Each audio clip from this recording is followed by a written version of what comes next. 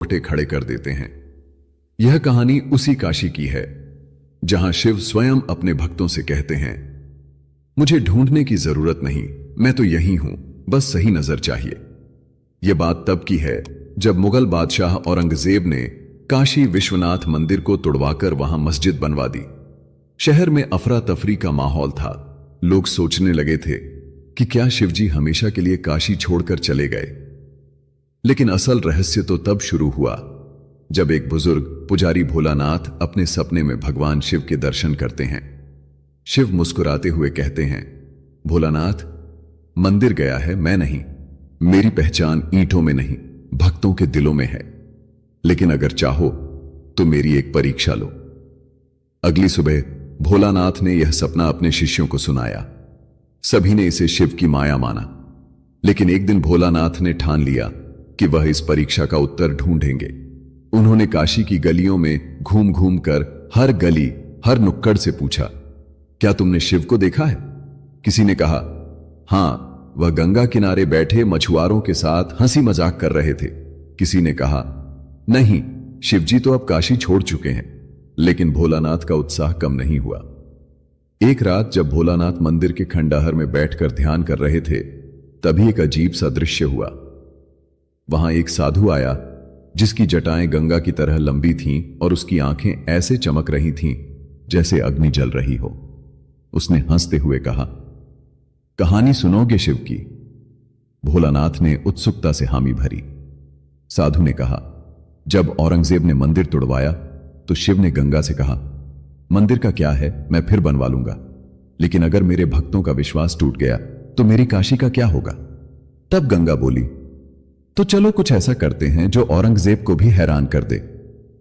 साधु ने बताया कि मंदिर का मुख्य शिवलिंग आज भी उसी जगह मौजूद है, लेकिन लोगों की आंखों से छुपा हुआ है। हर रात शिव खुद वहां आते हैं और गंगा के साथ भस्म आरती करते हैं। यह सुनकर भोलानाथ की आंखें भर आईं। काशी में यह कहानी आग की तरह फैल गई। हर कोई यह जानने को उत्सुक था कि क्या शिवलिंग सच में अभी भी वहीं है। लोगों का जोश बढ़ता गया। लेकिन इसके साथ ही एक और अजीब बात होने लगी। गंगा किनारे के नाविकों ने दावा किया कि हर अमावस्या की रात गंगा के पानी पर एक अद्भुत प्रकाश दिखाई देता है, जैसे कोई शिव की आरती कर रहा हो। गांव के बुजुर्ग कहते, यह शिव का संकेत है, वह हमें दिखा रहे हैं कि काशी को नई ऊंचाइयों तक ले जाना है। उधर दिल्ली में औरंगजेब के दरबार में भी अजीब घटनाएं हो रही थीं। एक रात उसने सपना देखा कि एक लंबी जटाओं वाले साधु उसके सिंहासन के पास आकर बोले, तुमने ईंटें तो तोड़ी हैं पर शिव को नहीं, तुम्हारा समय पूरा हुआ। औरंगजेब जाग गया और दरबारियों से पूछा, क्या सच में शिव अभी भी काशी में है? दरबारी चुप रहे, क्योंकि काशी में शिव से जुड़े चमत्कार की कहानियां पूरे हिंदुस्तान में फैल चुकी थीं।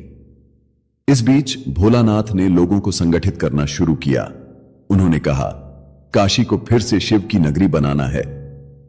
उन्होंने मंदिर के खंडहरों में खुदाई शुरू की। लोग जुटे, श्रमदान हुआ और अंततः एक ऐसा दिन आया जब खुदाई में पुराने शिवलिंग का आधार मिला। जैसे ही शिवलिंग प्रकट हुआ, पूरे काशी में हर हर महादेव का नारा गूंज उठा। लोगों की आंखों में आंसू थे। यह शिव की भक्ति और विश्वास की सबसे बड़ी जीत थी। कहते हैं, जब यह खबर औरंगजेब तक पहुंची तो वह और ज्यादा परेशान हो गया। उसने फिर से काशी पर हमला करने की योजना बनाई। लेकिन जब उसकी सेना काशी के पास पहुंची तो एक भयानक तूफान आया। बिजली गिरी और सेना ने हार मान ली। बाद में औरंगजेब ने इस पर और कुछ न बोलने का फैसला किया। इतिहासकार कहते हैं कि यह शिव की माया थी। इस घटना के बाद काशी का एक नया